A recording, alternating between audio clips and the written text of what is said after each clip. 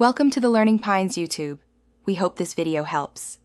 You'll start by making sure the source device is visible and match the session settings.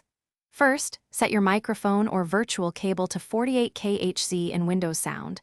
This avoids sync issues. Once done, install or enable VB cable or voice meter if you need software routing.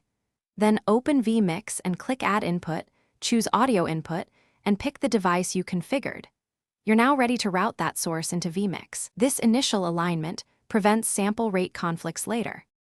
Next, route and balance the signal inside Vmix so it behaves predictably.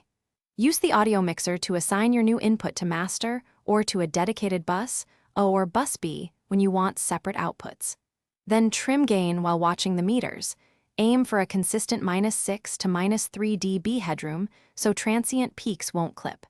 If you're piping audio from another app via a virtual cable, make sure that app's output device matches the virtual cable, and enable monitoring in Vmix so you can hear the result.